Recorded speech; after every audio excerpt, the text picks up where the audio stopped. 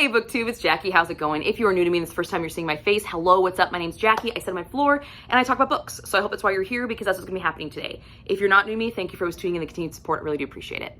So today for you, I have my weekly wrap up. This is from August 7th through August 13th and all my reading shenanigans in between. And have I got some shit to talk about today. So grab yourself a drink, have yourself a seat. Let's get talking some books. All right. So I finished it! Yay! I finished it! I finally finished Diana Gabaldon's Dragonfly and Amber, the second installment to the Outlander series. I finished it. It was 5 stars. I wasn't really worried that it wasn't gonna be 5 stars because this book is fucking epic. If you are not familiar with Outlander, Outlander is the first installment to this series, and it is the story of Jamie Fraser and Claire Randall. Claire Randall falls back into time. I love that she doesn't go back into time, she falls into time. Back into, I believe, the year 1744 to be exact, during the Scottish uprising, Bonnie Prince Charles, that time frame we're talking about. And she encounters Jamie Fraser, and through a series of events, which I don't want to spoil Outlander, a romance develops between the two of them, and it is just fucking perfection. Outlander was literally one of the first books I ever said was perfect. I don't have a single problem with Outlander. I don't have a single problem with any of the books in this series. I fucking love all of them. And even if there is faults in them, I don't see them as faults. I just see them as... I don't see them at all, because I think it's perfect. And this installment is no different. However, the main difference in this installment is we do have a lot more back and forth between the time frames, and we have a lot more political machinations, and we have multiple locations. We're not just set in Scotland anymore. And so this one gets a little bit more nitty-gritty into the actual historical context of the time frame that we're really in. Like, Outlander was introducing the historical context, but it was really building that relationship between Claire and Jamie, and you got bits and pieces of history to help formulate that relationship. This one, we're really hardcore breaking into society, status, money, rights for people, and yeah, so we're hardcore in the political jargon and battle buildup and things of that nature. So this one is much heavier on the politics and much heavier on the historical context. So this one is a little bit harder to digest for some. For me, yes, it took me a month and a half to read, but Diana Gabaldon's books always take me a long time to read because they are so dense. And I say that in the most loving way possible, because this book was 743 pages. Yes, 743 pages. I can knock out a 743 page book in a couple of days. I did it with Empire of the Vampire. I knocked out in 3 days. But the way Diana Gabaldon writes, and she does this through her entire series, she is very detail oriented. You can tell that this woman did her fucking research, and she... bitch is on point, all right? Superb. No problems. But she writes very detailed. So you get this all-encompassing story. And when I mean all-encompassing, I'm not just talking about we get, you know, backstory from him, backstory from her, backstory from this. No, what I'm talking about is we get what the weather feels like, what the weather smells like, what it looks like, what it sounds like, the weather. And then we get the location of the scene, where a specific table is placed. This table has nothing to do with what's going on in the scene, but I know exactly what that table looks like and where it's located in this room and what it might serve later and what it's for. But it has no bearing on the scene that's going on right now because it's on the opposite side of the room from the actual action of the scene. But I know this table's over there. And some people might think that is really stupid and incredibly annoying and overly detailed. I don't. I find that the way she uses these details just makes the story more real. When I read these books, we, as book readers, we're always talking about how we get lost in the story, how you see the memes of the girl sitting there, like, this is what it looks like. You're sitting there reading a book, but then you see the cloud bubble and they're like in a castle and there's a dragon flying. Like, this is what's in my head. No, like, that's not what's in my head. That's what I physically feel when I read these books. I feel the cold. I feel the dew. I feel the wool on my skin. I feel the sting of the slap during the fucking sex scenes, which is awesome. Her sex scenes are great, all right? They're fucking fantastic. Because she is so detailed. She's so detailed in everything. The history, the science, the medical science that Claire uses. I mean, serious, major research. The plant life, the vegetation, the animals, the societal expectations. I mean, severe, like, we're talking hardcore severe, almost to the level of textbook. That it's so detailed, but the way she displays them and lays them out, it makes for this beautiful image. So when the actual action take place, you're there. You're there. You're with the characters and you feel what they're feeling because the elements around them are affecting them. The elements in society are affecting them and you understand why they're acting the way they do. The duel scene in this book is a perfect example of that. Perfect example. And I can't really go much into it because a major plot point happens at that. And if you've not read Outlander, you're not going to understand that plot point in this book. So if you are waiting for a sign from God or just anything, someone to tell you to read these books, here you go. Go read fucking Outlander. Go read it. Read this series. Because they only get better. And they get better for different reasons. Outlander gives you that base story of Claire and Jamie. This love story. This gut-wrenchingly painful, beautiful love story. This gives you the battlements and the political machinations and just everything that, like, history people are like, ooh, buzzy. Just buzzy all over the place with this book. It's fantastic. And the other installments are just like it. This is a reread for me, and it felt like the first time again. It did. It's just perfect. They're perfect. So if you're waiting to go read Outlander, go read it. If you're waiting to read this book because Outlander was so long and this series is an intimidating length, this is the series right here. They're all fucking fat books. They're all heavily detailed. There's high page counts. There's lots of stuff. There's major players. There's movements. There's things you got to keep track of. There's a shit ton of shit going on. Go fucking read it. It's amazing. And if you give these books the chance, you will be changed. You will be changed. These books are genreless. There's history. There's fantasy. There's science fiction, there's medical, there's fucking botany, okay? There's some nonfiction materials in these books, okay? There's romance, there's murder, there's revenge, there's politics, there's whatever genre you can think. There's fucking time travel. If you can think of a genre, I'm pretty sure one of these books fucking has it in there. I swear to God, this series is amazing. And I love it. And I know I'm speaking really passionate. I sound kind of crazy, but this is literally my favorite series of all time. I love these books. I talk about these books nonstop since the first time I read them. And that was in my early 20s. Like, these books changed my life. I don't really know how they changed my life, but I know they did. Because after I read them, I never looked back. Never did. So, there's my gush about just Outlander in general. But yes, I finally finished it and I can take it off my list and I can continue now my reread of the series. I don't know when I'm going to pick up the third installment, but I will. But I don't think I'm going to be getting them done this year, which was my goal. I don't think I'm going to be getting them done, but that's okay. I will enjoy them as they come. So, yes. Now, the next book I have to talk about was an Audible book, and this is R.L. Mathewson's Tall, Dark, and Lonely, and the cover looks like this.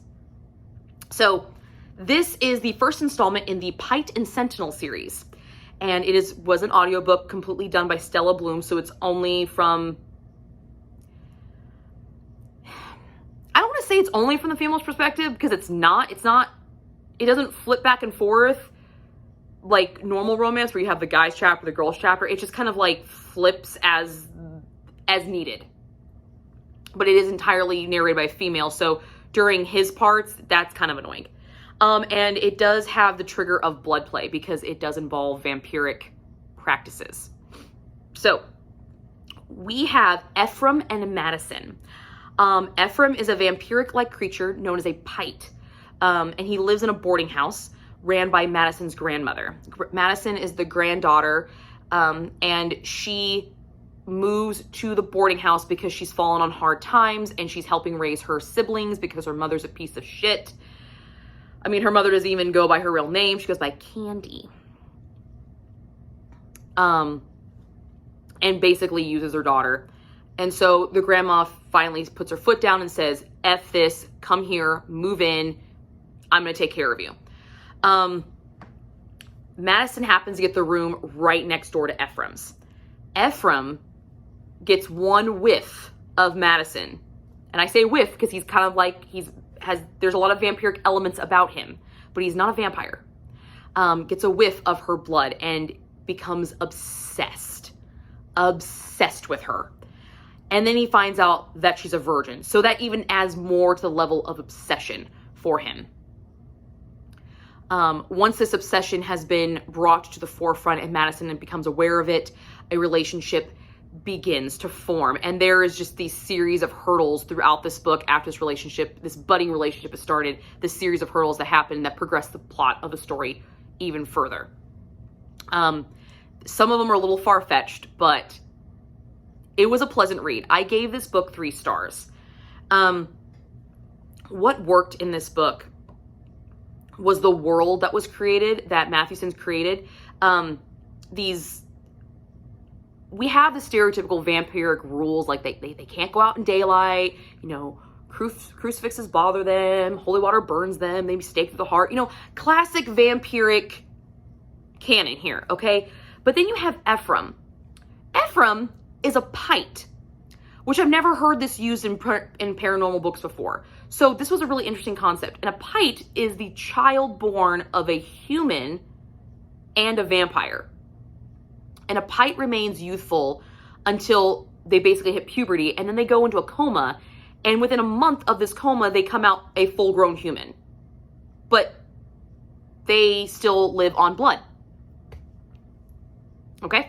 So, but they can walk in the daylight. None of the stereotypical vampiric canon laws apply to them, except that they consume blood. That's it.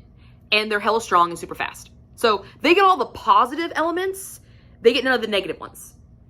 So that was really interesting. And then we also have the idea of the Sentinel, which is a half angel, half human.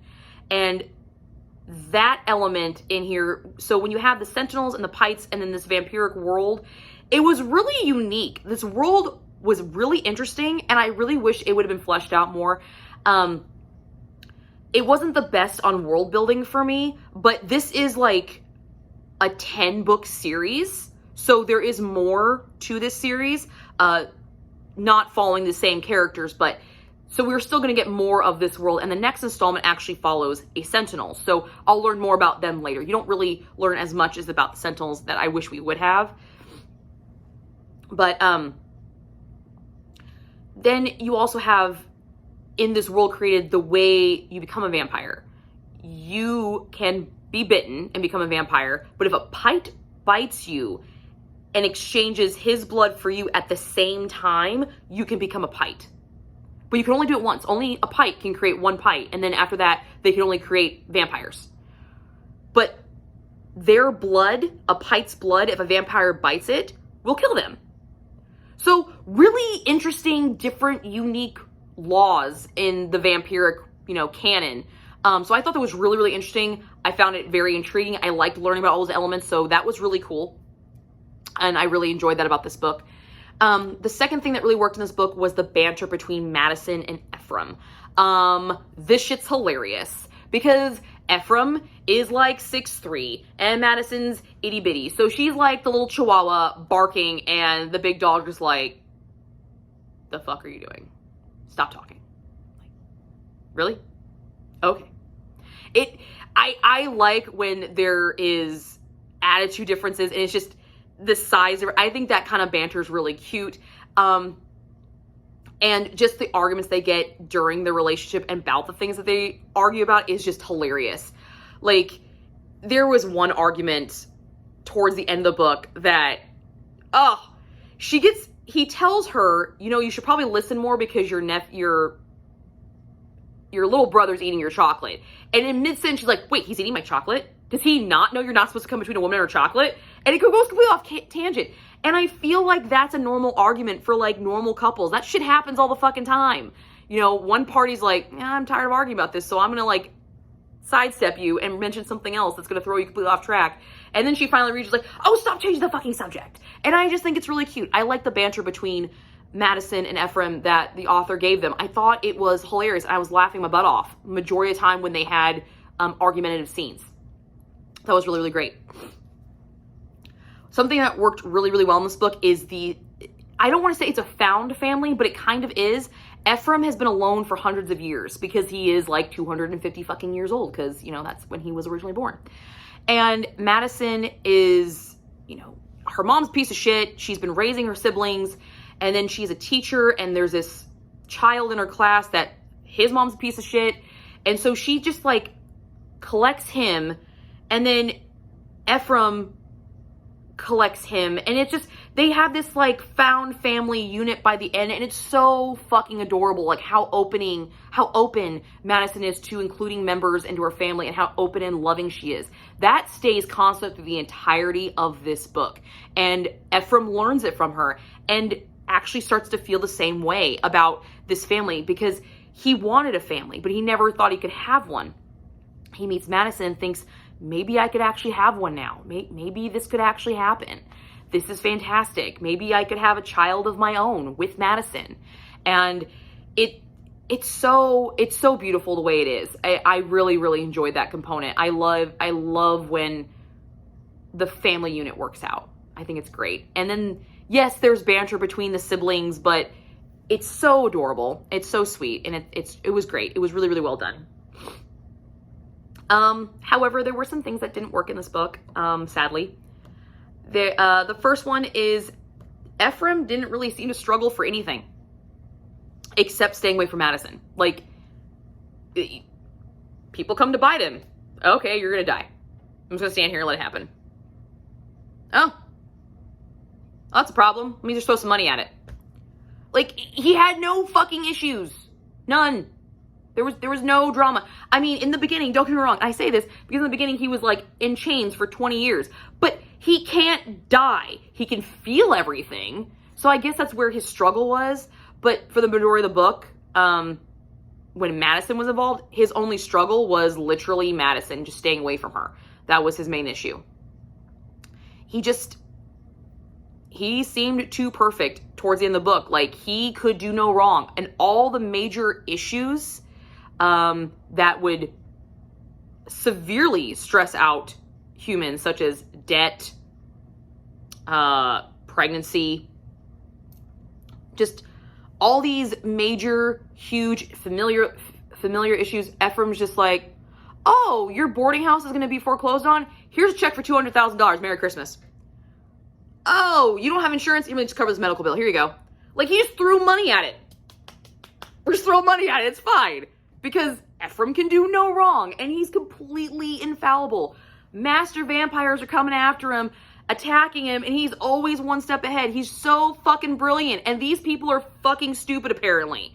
They've been chasing him for hundreds of years, and they haven't figured out that he can't fucking die. Like, his blood kills people. His blood kills vampires, but we're gonna keep trying to bite him and have him turn us into this thing. And, you know, he just seemed too fucking perfect. There wasn't really a lot of struggle on his part. So all the struggle was on the part of the mortals, and he just, like, come Ephraim to save the day. You know, whoo, Superman Ephraim. Like, that's kind of what it was. It was a little too far-fetched for me. And the last one that really didn't work for me is Mathewson in the beginning was a spitfire. She was strong, she was willful, she was smart, she was intelligent. Smart, intelligent. She she didn't back down. And by the end, she kind of manifested this really weird weakness, which is really not necessary, because at the end of the book, something happens to her that you would think, why do you have a weakness now? Like, why are you being weak and submissive to him? What? Like, oh, okay. All right. This manifested weakness that she had, I didn't like. I liked her in the beginning, and I felt like she should be more of that by the end of the book based off what happened in the book. And it feels like she actually, like, regressed. It's kind of weird. When she started becoming dependent on Ephraim, that's when this weakness manifested. And I'm not saying she was weak because she depended on Ephraim. I'm saying, like, her whole mentality, like, she didn't try to do it herself anymore. She automatically went to him to solve the problem. But it was just, it was a really strange experience for that. The sex scenes, I gave a 2 chili peppers. There was blood play in this because there's vampires, but I mean, it's nothing really like, you know, they're vampires. They bite each other while they have sex. Like, that's what happens. But other than that, for most, I've read a lot of vampiric romance books, and vampires are pretty fucking kinky.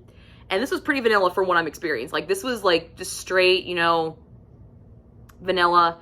The virgin scene was kind of a little painful to read, because apparently she has a super hymen and she tries to break it on her own so he doesn't have to smell the blood, because the blood makes him go crazy because it's so perfect, and he goes into this like bloodlust, and she falls on the apparatus she uses and has to go to the hospital. And that was, as a female, very, very painful to read, because I just wanted to curl up in a little ball, because I'm pretty sure that's gonna fucking hurt.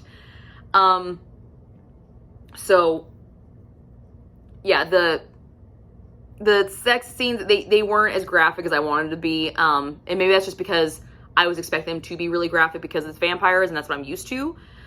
But all in all, I gave this a 3-star. I kind of want to continue with the series, even though I had those issues. I feel like it can go up because this world is fascinating. This vampire world, I'm really interested to find out like how that develops. And really with the Sentinel side, I think that is a really, really fucking cool concept. And I have a feeling that I'm going to be seeing Mathewson and Ephraim again in further installments. Just they won't be the main players. But all in all, yeah, Ephraim was too perfect. But, you know, it's romance. It's fantasy. Sometimes we can have the too perfect guys. It's okay. So, yeah. 3 stars. Plan on continuing with the series. I enjoyed it. And the last book I completed was Property of the Mountain Man by Gemma Weir. And I gave this 3 stars. So this is the first installment of the Montana Mountain Men series. And I listened to the audiobook. It was done by Cecily Foster and Drew Adams. This features extreme dominance. I mean, to the level of obsessive and compulsive and manipulative dominance. And an age gap of 22 years. So we have Bo and Bonnie. Bonnie works at a coffee shop that Bo frequents. He comes in every morning and goes in every morning when she opens, and then he leaves, goes to work, and then he comes when she closes and stays till she closes. And he's done this for a year, and he never says anything to her except for ordering his coffee. That's pretty much it. Bonnie, however, has had a crush on this guy since she was 13. And he was in his 30s when she was 13. So she has been obsessing over him for a very, very long time. She is currently 21 when this book takes place. And she never talks to him. She just fantasizes about him every single night. However, one day an out-of-towner person comes in because the city they're in is a very small town community on the base of a mountain. And he comes in looking to buy land to build a chain store. And he's talking to her, and Bo sees this, and he sees her get hit on, and something in him just snaps, and a switch gets flipped, and he realizes, fuck. She's it. She's mine. Nobody else's. This shit ends now. And that's when our story just takes off from there. What worked in this book? Okay, before I talk about what worked and didn't work in this book, I need to preface this. I had no problem with any of these because that's just me. So when I say what works in this book, that is because I don't have an issue with it. These things I'm about to say might not work for somebody else. And when I get to those, you'll understand what they are. But I do want to preface that this book worked because this is what works for me and I'm okay with this. That's just my own personal preference in books. So I just want to preface that. So what worked in this is the audiobook. I thought they did a great job. However, their accent every once in a while was kind of weird because they kept saying mama and papa and mommy and daddy in reference to mothers and fathers, not like daddy. But those were the only times I had problems when they actually said that shit because they're full-grown adults. This is a 43-year-old man saying my mama and papa. And I'm like, what? What? I don't know, maybe that was just me. That was probably the only thing that bothered me. But other than that, the audiobook was great. Drew Adams' voice was fucking awesome. Bo has a nickname for Bonnie. He says baby girl. And the way he says baby girl, he says it a lot.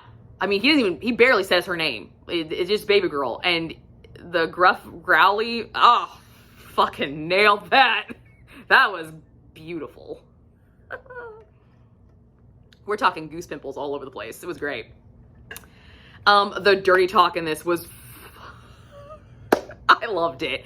Oh my God, it was so good. I loved it. It wasn't so over the top that it was obnoxious, but for the scenes that it was used in, it was great.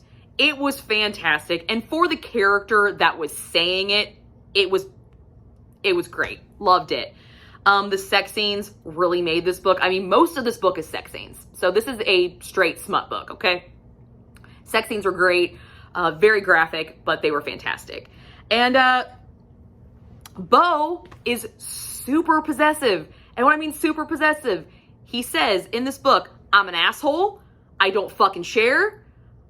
I'm relentless. I'm possessive. I'm unreasonable. But he says it multiple times throughout the book, and his character never changes. I mean, he sticks to that box. No distance, no time. You have a fight. You are near me. You are touching me at all fucking times. Like, we're talking not stage 5 clinger, but like stage 5, I'm gonna latch the fuck onto you like I'm a goddamn parasite, okay? Like, that is the level of connection this man wants. So we're gonna say super possessive, I mean super fucking possessive. I'm not just saying, oh, don't look at her, I'll kick your ass. Did you think about her? Fuck you, I'm gonna kill you now. Like, that guy. He's that guy. And I found it incredibly fascinating, and I just found it entertaining. Very, very much so. So he would be what I describe as an alpha hole, and I don't mind alpha holes. In this book, I did not mind it because it worked. Very much so, because it was stated at the beginning and he never wavered. So that's one reason why I had no issue with it. Now, what didn't work for me, and these are strictly because this is what I feel like some people would feel if they read this book. These items did work for me. I want to say this. What I'm about to say, when I say didn't work, these are things that I feel a lot of women, if they read this book, would have fucking issues with. I personally do not, because I enjoy these aspects of this book. So Bo is an alpha hole. He is a straight fucking alpha hole. He is possessive. He is mean. He is growly. He is, oh my God. Oh my God. There is a scene where he literally comes into the coffee shop, throws her over his shoulder, takes her to the back of the kitchen, fucks her, and says, don't talk to somebody. That's because you talk to somebody. And then sends her on her way, pats her ass, and goes back to fucking work. And I'm like, because she smiled at someone? Okay. Well, all right then. Like, we're talking that level of possessive. And on top of that, he's got 6 other fucking brothers because he's the eldest of 7. And they're all the same fucking way. Like, he has them keeping tabs on her because she's not answering her phone on time. She's fucking at work. So, yeah, we're talking, like, extreme level of alpha hole, all right? Straight asshole, all right? Straight up. The severe age gap. I don't have a problem with the age gap. I don't have a problem with age gaps. but this one is a pretty severe one. It's 22 years. She met him when she was 13, and he was in his 30s, and she's had a crush on him. So that was a little weird. And the only time the age gap really bothered me was during one of the sex scenes. He said he wanted to shave her. And I was like, oh, okay, she's literally 21 and you're 43. That made me not good uncomfortable, a little more creepy uncomfortable, but once that scene happened, it was never brought up again. It was never brought up to keep it that way, never mentioned again, never. It was just brought up that one time, done, and then it was and then we moved on. So I kind of just let it go. But that was the only time the age gap really kind of was like, oh, that's kind of gross. Weird. Bo was 0 to 100. I mean, this guy, when I tell you a switch flipped, it was one day he's not saying anything to her for an entire fucking year. And then the next day he comes up to her and says, you're mine. You're my property. I own you. I don't fucking share. And if you can't get behind that, well, too goddamn bad, baby girl. Suck it up. Because that's what's happening. In my real life, that would not fly, but in books, it was fine. And she even acknowledges that it's fucking crazy. So it's not just something that's overlooked. It is one of the major plot points, is this constant struggle of like, what the fuck are you doing? Like, this is insane. It's not how fast this fucking works. And the one thing I really did actually have a problem with, and I genuinely did have a problem with this, was his manipulation with sex. One way he was controlling her was through orgasms. If he didn't want her to do something, he would like sex her to the point where she would be like, oh, okay, I won't do it. It never worked, but he attempted it. And that bothered me, that he continued to do that, because that's just rude. Like, don't cheapen orgasms like that. That's bullshit. Nah, don't do that. That was not cool. I was not cool with that. But it did make for some really fucking great sex scenes, which I gave a 3 chili peppers to the sex scenes in this book. We're talking extremely graphic language off the bat. There was no holding back. And if you're not comfortable with the word cunt, don't read this book. He uses it on like literally every other word. It's his favorite word to use to describe her genitalia and how much he owns it. And he constantly says over and over and over, who's this belong to? And makes her say it, you. You know, why is this, who's all this cream for? For you. And it was, the graphic language was really fucking great for him because of the way he used it with his dominant tones. Because the dominance was there. It was on point. It was beautiful. If you like dominance, it's there, especially in the sex scenes. We had multiple locations, some public, some not, which was kind of cool, but not like public, like in front of people, just in a public area. Like I said, the one time where he took her back to the kitchen, fucked her, and then brought her out and said, have a good day, I'll see you at night. All because some guy smiled at her. Like, that was it. Like, we're talking spur of the moment, sexy time. There was a lot of text messaging conversations back between them, which were really fucking hot. So there was some sexting involved, which was kind of cool. And then we got to see that go out through, got to see that through fruition later on. So I was like, yes. And Bo was very, very possessive in sex, in the book. That carried over through the sex scenes. But he wasn't a selfish possessive. And I want to stress that. Because, yes, he's an alpha hole, and he kept saying, you're mine. You're my property. I don't fucking share. This cunt is mine. You know, these looks are mine. This body's mine. You know, you're going to stay with me 100%. Like, yes, super fucking possessive with his dirty language, but he wasn't selfish. He was a very, very giving lover. Oh my God, was he a giving lover. And he was very attentive. We do have a virgin scene in this book where she loses her virginity. Obviously, she's a virgin, which makes the ownership idea in Bo's mind even more poignant. He's like, I'm the first and I'm going to be the only. It's a very carnal-based possessiveness. I don't want to say, carnal. It's very carnal in him, and it's written into him from day one. Like, he's been that way from the beginning. So I didn't have a problem with his possessiveness because he was still very attentive to her. Even though there were points where she was trying to talk to him and he wasn't fucking listening, he was trying to say, like, look, this is it. And she thinks in the back of my mind, well, you're just playing me. I'm going to wait for this to fall through. This is not real. I concocted this because I've had fantasies about you for years. Like, you know, he sees the struggle that she has, so he's just kind of overriding it, which seems like a dick move. But throughout the story, it starts to sort of make sense, but it's still dickish behavior, right? It's still kind of being an asshole behavior. But like I said, this book is not going to be for, actually I didn't say this, this book is not going to be for everybody. If you don't like super, super, super possessive alpha holes, don't fucking read this book. You will not have a good time. You will not. The sex scenes, no matter how hot they are, they will not save it because of his demeanor. But if you can tolerate an possessive alpha hole who is very giving in his lovemaking and very attentive to his woman's, as he refers to her, my woman's needs in the bedroom, and you're reading this strictly for the smut level, then by all means pick this up. You'll have a great fucking time. I personally did not have a problem with this book because I like the alpha holes. I think they're great. Personally, no, I don't want any of this fucking shit. Like, if a dude tried to do half this crap to me, I'd probably look at him and be like, are you fucking kidding me? Are you serious? Fuck off. No, you get fucked. But in my books, it's okay. It's okay.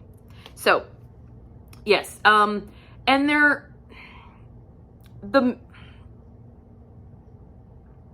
one other thing that I didn't like in this book, that I forgot to mention. The dad. Bonnie's dad was, like, just his demeanor about all this happening was completely just like, cool. Great. A guy 22 years, my daughter's senior, my virginal daughter's senior, is making out with her in front of me, and my daughter is telling me this asshole threw me over his shoulder and telling me I have to go home with him and I can't sleep in my own bed. What do you say about that, Daddy? I say that I don't get between a man and his woman.